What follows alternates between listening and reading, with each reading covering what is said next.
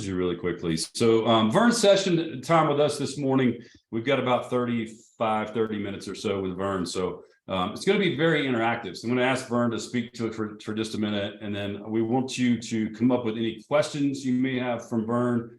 And let's just ask him. I'll take you off mute and you can go straight to asking. Let me give you just a couple of points about Mr. Verne Harnish. Hey, and I went and dug this out. I haven't shown this book in a long time. Yeah. This is one that kind of gets lost in the fray of all the books, and a really, really powerful read. How long has this book been out? We've been about 10 years, Andy. Yeah. So author, if you're on this screen, everything emanates from Scaling Up, or I'm going to go all the way back to my original version of Rockefeller Habits, Mastering the Rockefeller Habits, with all the notes and stuff inside the cover. But Verne is the founder of the world-renowned entrepreneurs organization with over 18,000 members worldwide. I went and Googled and got some of the updated information. The organization is growing like crazy right now. It's kind of insane. Founder and CEO of Scaling Up, Global Executive Education, BOG. You can talk a little bit about BOG and education, how much education allows you to build additional capacity to take on the world and not feel quite so overwhelmed because you're building capacity. Mastering Rockefeller Habits, greatest business decisions of all time. We'll put these links directly in the chat. I don't want to take too much time because most people on this call are going to know who you are, but he is a rock star. He's a mentor of mine. I've known Verne for a very long time. Verne is responsible for my position and what I get to do every day to day. So I appreciate you very much, Verne. Tell us a little bit about what's going on, what are you seeing out in the world, and let's see if we can get some questions flying. Got it. Well, hey, first of all, I'm always honored to be able to spend some time with your community. Robin, unbelievable what you're doing there. I see you're in St. Louis. I'll be in St. Louis next week. My daughter's there going to university. But we did just update Scaling Up. It's been revised after a dozen years. And I put out the 20th anniversary edition of Mastering the Rockefeller Habits. Plus, look, if we talk about trends, both compensation and pricing are really critical right now in this inflationary environment. And it's still competitive out there in the marketplace to get A talent. So the Scaling Up compensation book is doing extremely well. And it's 100 pages. And I hope folks will get in there because for most of you, it's your largest single expense. And to use it strategically, both, and I consider compensation pricing internally. And the reason we struggle with it is because we're dealing with people, and people are not logical, they're psychological. But if there's three themes, I think it's doubling down this year on efficiency. I think Mark Zuckerberg nailed it. And it's important to name the theme. Hubert Joly, who we've got coming up for our CEO Summit at Harvard, he's the one who turned around Best Buy. In his book, The Heart of Business, said it very well. You don't have a strategy if you haven't named it. So as everybody on this Zoom call named their strategy for 2023 and obviously quarterly. For me, to not name it's like having a book without a name, have a movie without a name. How do you refer to anything? And what we're seeing coming out of our CEO boot camp last week in Lake Tahoe is one, you've also got to double down. The riches are in the niches. It is about identifying the industry constraint. And if you can get control of it, then that really builds that moat around your business that we all want, that allows us to really keep the competition at bay and dominate our niche. And then probably one of the hottest new topics, which really is driving efficiency, because we're finding it's hard to raise price. You could have raised it all you wanted in 2022. People are now pushing back even on those increases. So it's about your mix of pricing that is more the strategy. But if you're going to double down on efficiency, it's time to get rid of the division of labor, which is what the industrial age brought us. So how can you figure out how to get less people touching something within the organization? I'm new in this home here in Boulder, Colorado, and the mortgage process is just horrendous, even for the local mortgage broker. And so Deborah, who handled it here for me in Boulder, she really just decided, you know what, I'm going to handle the entire process myself, even though that 20-minute step could be handled by a $60,000, a year admin person that they've got in the firm. She was backing up everything, both for the client and for the mortgage brokers. So Deborah's like, let me set my ego aside and let me handle the entire process. And by the way, things get done quicker, less expensive, less errors. And you know what? Both, she's happier and the customer's happier. So I think the riches and the niches, getting clear on the constraint, both between your ears, which is why we do education, within your own business model. Where are the stuck points? The question that we're asking every day in the daily huddle. And then how do we get less people touching more of the process to really drive efficiency? And what is that key number? It's the one, Andy, we talk about you every time I keynote from the main stage, and I'll be on the road here for the next 5 weeks all over the world. And that is this gross margin dollars per employee. And the fact that as you scale, if you're not watching it, it starts to head south. And it's because you're adding people to the process. You're adding middle management. You're adding a lot of management debt, as they would talk about it in Andreessen Horowitz. And it's time for us to really get serious addressing that management debt that we've piled on the organization and kind of cleaning things out. So those are some things I can get in. I'll give you just a couple of details. So the riches and the niches. It was interesting last week. We had one company, all they do is they built a software that kind of matches up people who want to buy billboard space with people who have billboards. That's all they do. You know, in the Scaling Up Compensation book, TMC has figured out that European hospitals, they need x-rays evaluated at night. And so they set a bunch of radiologists on a beach in Sydney, Bondi Beach in Australia. So they're playing the time zone arbitrage. And so those radiologists are loving their lifestyle. And so it's their daytime when it's night in Europe. And that company has scaled tremendously, as you'll see in our compensation book. And then we had a company in Houston. It's interesting in November because of some moves of the FDA. Almost all of these small local compounding pharmacies that many of us count on for our own natural health care are going away. And so we had a gentleman, Sean, in our workshop last week who has got one of only 3 FDA approved compounding pharmacies. And they grew 80% last year. They're expected to grow even more. And it's that idea, be careful what you wish for. You know, more companies die from indigestion than starvation. And then we had a tech company that hooked their fortune on to one major fast food company. They've been riding their success. They are the danger, 75% of their revenue, but they've been growing 50% a year. And all they do is take care of the low voltage tech within fast food restaurants. And they've become, again, because it's all they do, they're the very best. So my question is, how could you further niche your focus? You started out saying yes to everything. Now it's time for you to step back and say, we don't want market share, we want profit share. What's the thing that we're best at? And let's really more laser focus here in 2023 and trying to figure out how we're the only ones that can do this unique thing, be a hidden champion, if you would, within our segment. When it comes to constraints, I still want to go back, Andy. You know, Eli Goldratt, no one's written a better business book, including, you know, anyone that we might have here, than the book, The Goal. Because at the end of the day, we all have limited time. We all have limited resources for you to apply it any place. But what is the immediate constraint right now, today, and being able to move something forward? If you don't get that fixed, it's going to clog everything else, to ultimately understanding what is it in your industry. So, you know, I love the Virtual Technology Corp. I was just with those guys a few weeks ago. We helped them scale up. They were at about 28 million when they realized that their constraint was talent.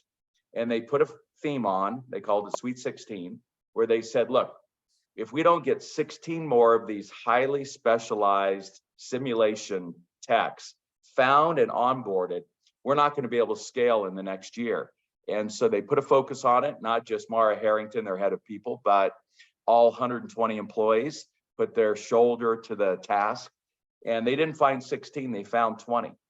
Well, a year later, Raytheon ended up buying them for $1 gazillion because Raytheon wanted to control that unique labor pool and keep General Dynamics and everybody else from getting it.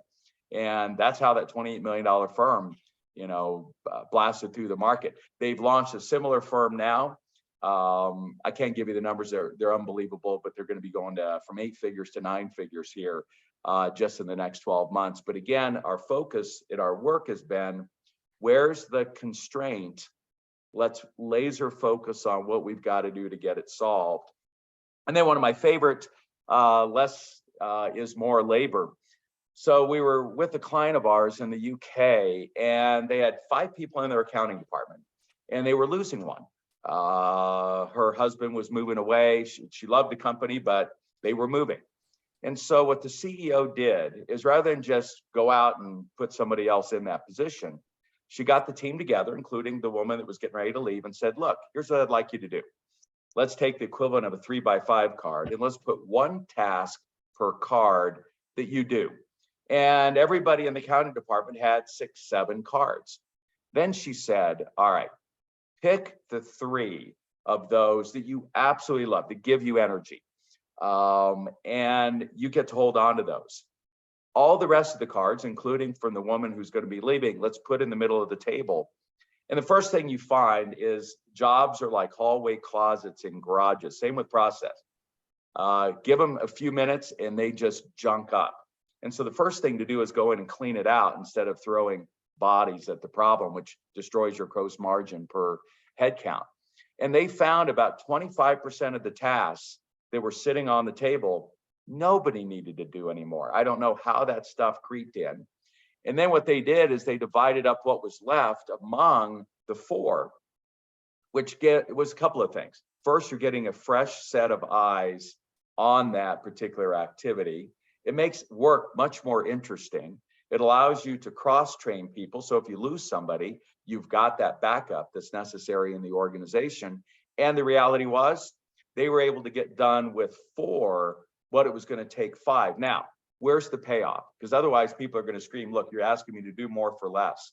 They took half that person who was leaving's wage, and they split it among the other 4, which was almost an immediate 25% raise. About a 12% or 15% raise. The other half, they then kept back to the company. And so the profitability improved. They just increased the wages of the 4 that were there. They cleaned out a lot of process, and they gave people some really interesting new work that was exciting and gave everybody energy in that department. That one activity solved a lot of what were initial challenges within not only the accounting department, but throughout the entire organization. So, Andy, with that, it's kind of, I think, an opening, maybe 10, 12 minutes. Let's open it up to Q&A. Yeah, we can open up to Q&A. Emily, you want to run Q&A or just tell me, unmute? A couple quick comments. I love what you said about less people touching the process. Yeah. And I think if we take that into our pace, like, looking at process accountability chart and doing a review on a regular basis, if we take the lens of how do I make less people in this process, that's a really good lens. And can do that pretty quickly. And then you have you taught me this a long time ago, the 770 rule. What is the 7% of my market that I'm going to go attack? And then that particular 7%, I want to get 70% of that particular market. So really getting, you said riches and niches. This is another way to say that. And that little rule you taught me a long time ago. A couple of comments on that. So, by the way, even Harley Davidson, they thought, hey, we're going to automate our whole factory. They had 54 job descriptions of the people that were along the assembly line. They reduced that to 5. Now they have a team of teams. If there's another trend, we're really moving to a team of teams model for how we organize people to get things done. Now a team of 5 assembles that entire motorcycle. That way there's a sense of ownership, less people touching it. So quality goes up, cost goes down.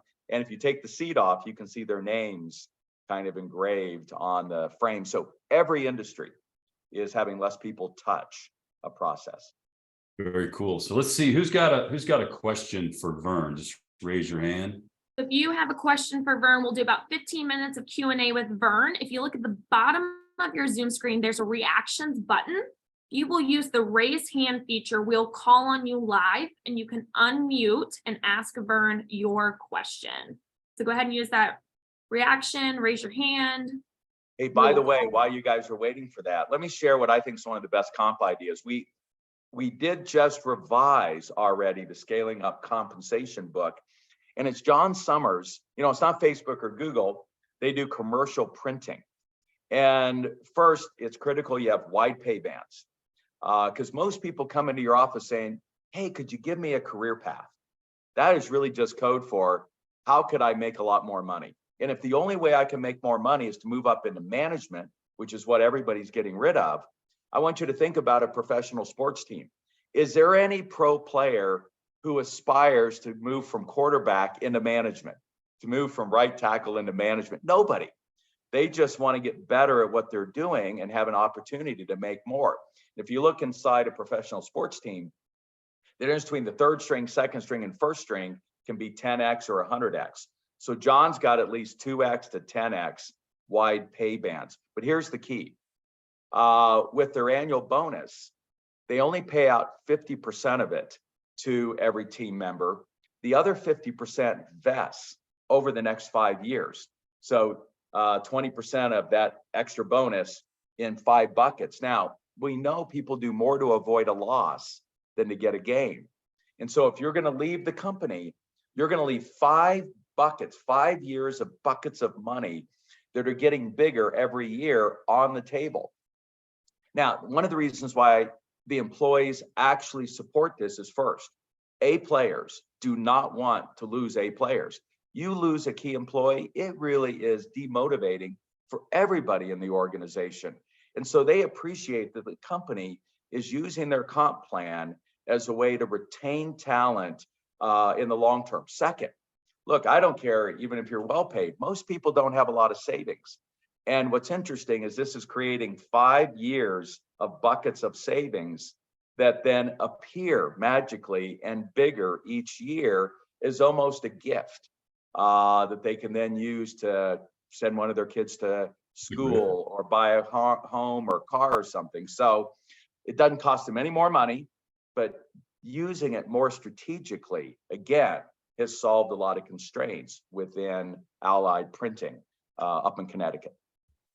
So like within the first 15 minutes, there's 7, 8, 9 big ideas that just came out of Verne's mouth. So be sure to take a note. You'll see me look down constantly because I'm taking notes and thinking about these things both for myself and for the companies that we work for. Todd, let's go to you.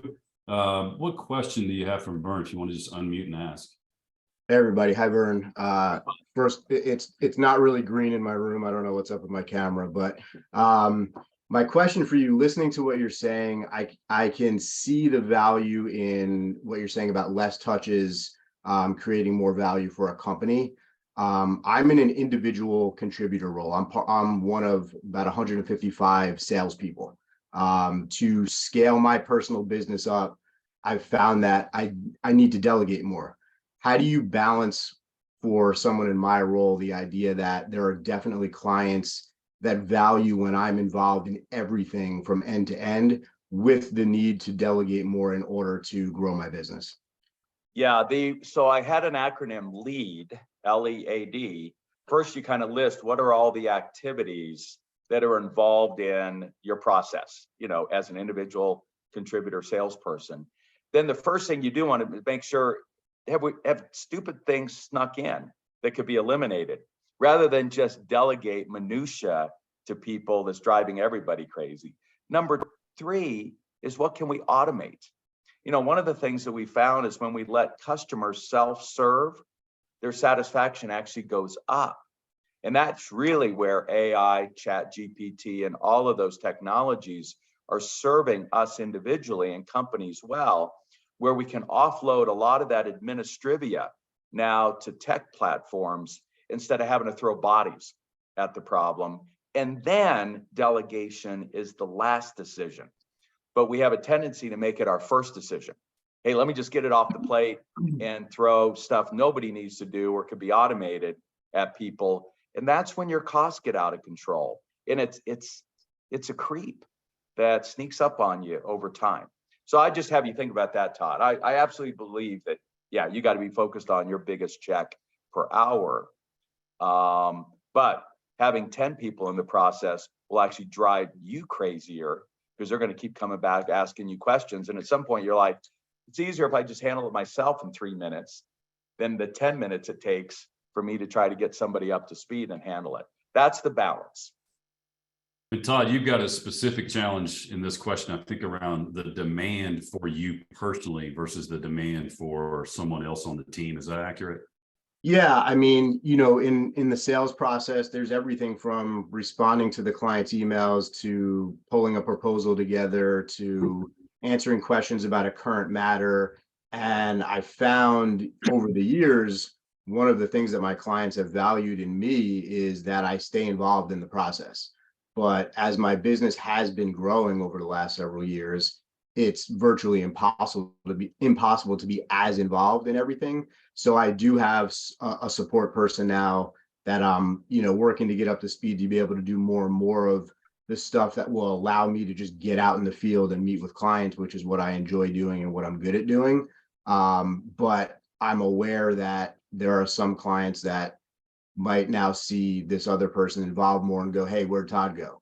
Or maybe this person isn't yet as good at doing certain of those tasks that I was good at doing. So entrepreneur and contributor. Yeah, and Tom, you remind me, my very first student in 1982, Ron Houston, doing custom printed circuit boards. What was driving all of his salespeople crazy was all the time it was taken to do proposals. And so rather than have a team, he built, back when this was hard to do, technology that automated that process so that an engineer in an MIT lab on a Saturday night working on a black box project could go to their site, upload a custom one-of-a-kind circuit board, and it would automatically price it, set delivery schedules and everything, and they could even pay for it with a credit card. He was getting 50% of his revenue in terms of cash from companies that were generally paying him in 90 or 120 days. So he solved about 10 problems.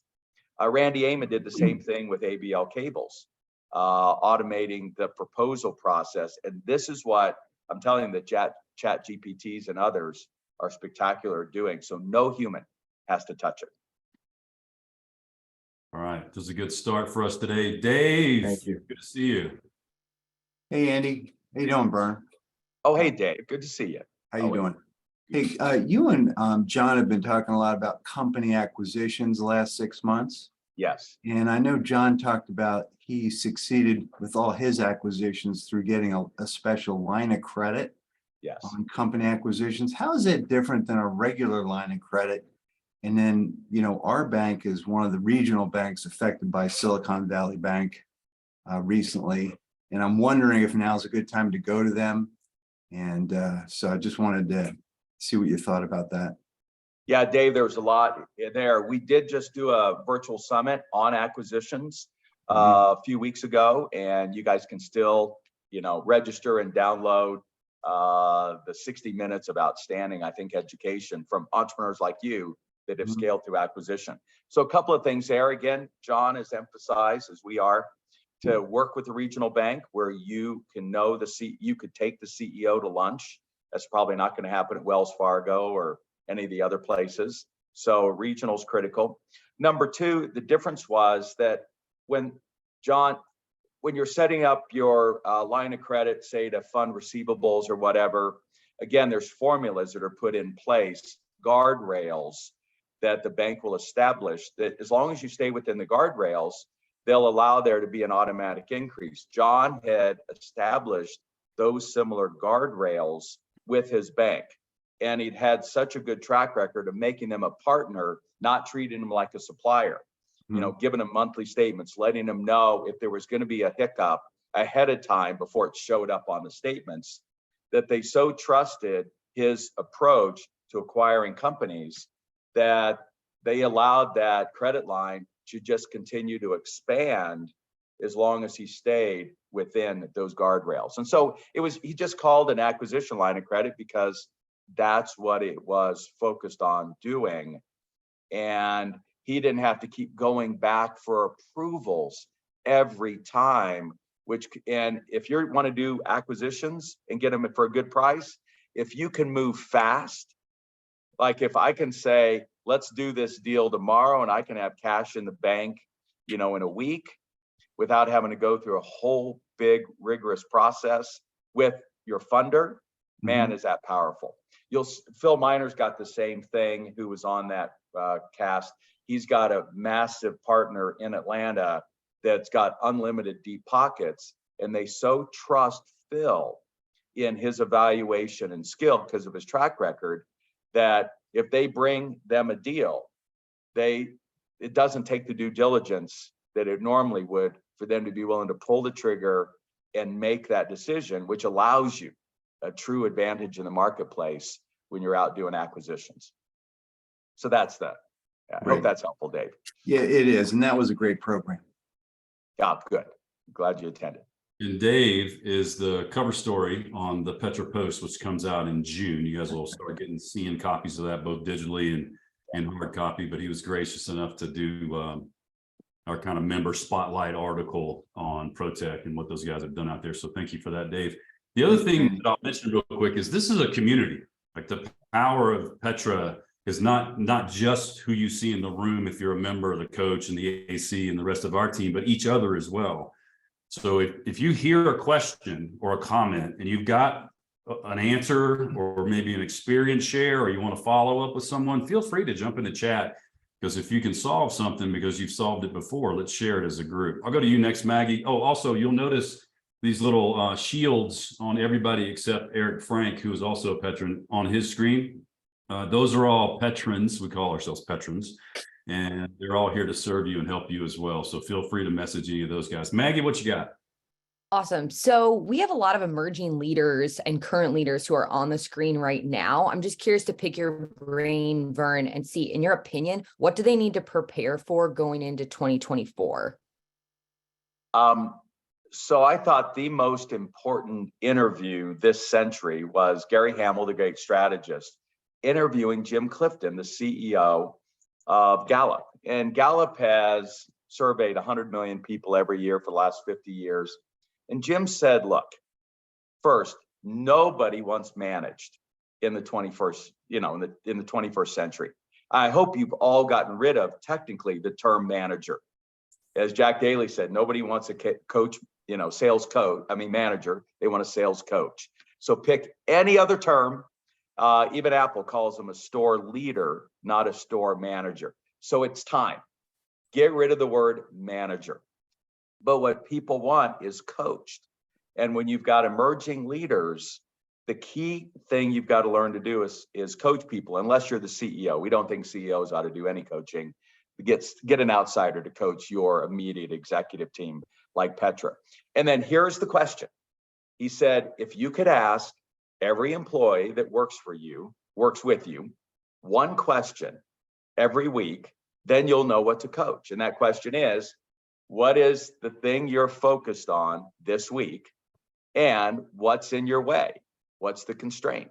By the way, that is the question. If everyone's in some kind of a daily huddle, you're asking every day, what's up? What's your priority today? And where are you stuck? And it takes 5 data points to see a trend. So in a week, I'm going to know where that person is either working on what's most important or they're fighting the urgent. Does that really align with the direction of the company? Is that going to sell more flowers? As Jim McCann would go around and ask at 1-800-FLOWERS.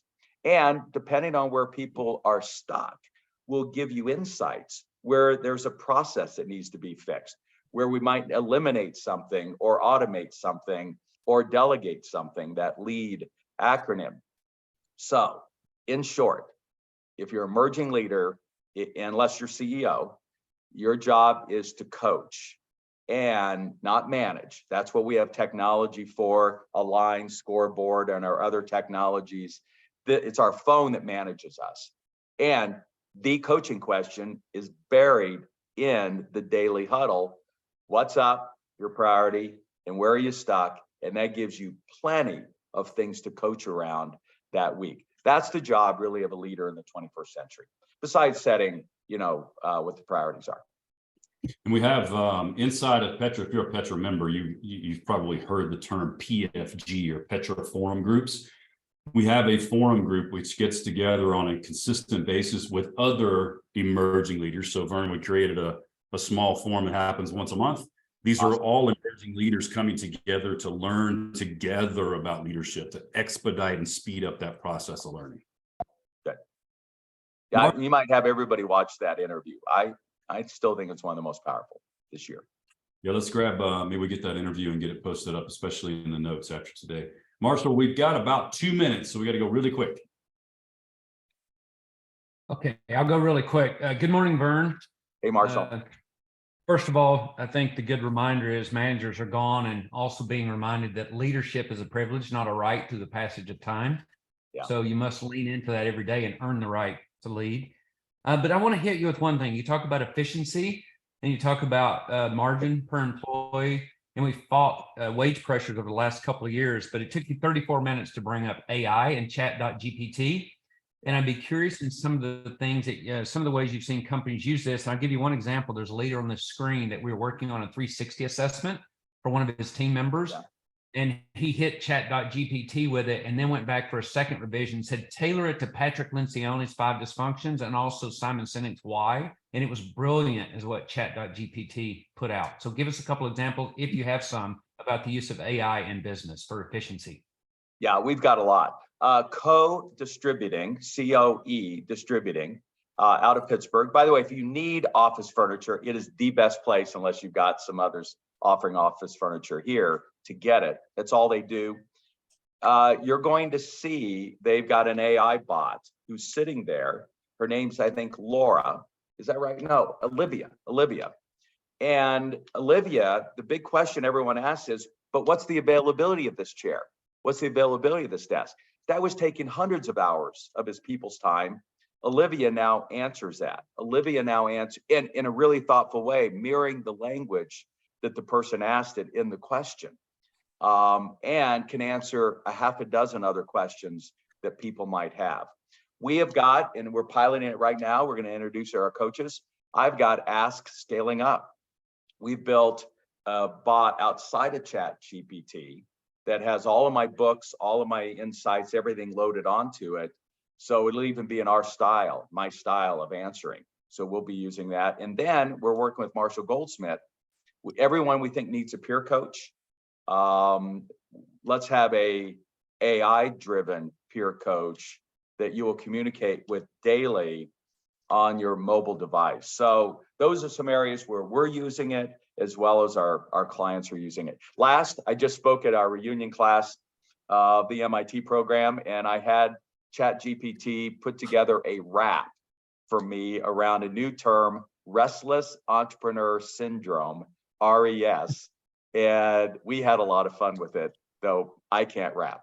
So we'll just leave it at that. Andy, I think we're out of time, 16 after. I've seen you rap. You're not so bad at it. Yeah. Thank you. All right, very cool. Verne Harnish, everybody, give him a round of applause for being here with us today. I once sat at a table with Verne, and there was 1,000 people in the room at one of the summits. You know, this is years ago, and I leaned over, and there was a copy of Scaling Up on the table, or it might have been Mastering Rockefeller Habits. I don't remember. Yeah. And I leaned over and said to you, just, dude, you need to sit back for a second and look around this room, because everything that's going on in this room today has emanated from the pages of that particular book. And I don't think sometimes you realize the positive change that you have created in the world because you don't see it right in front of you constantly.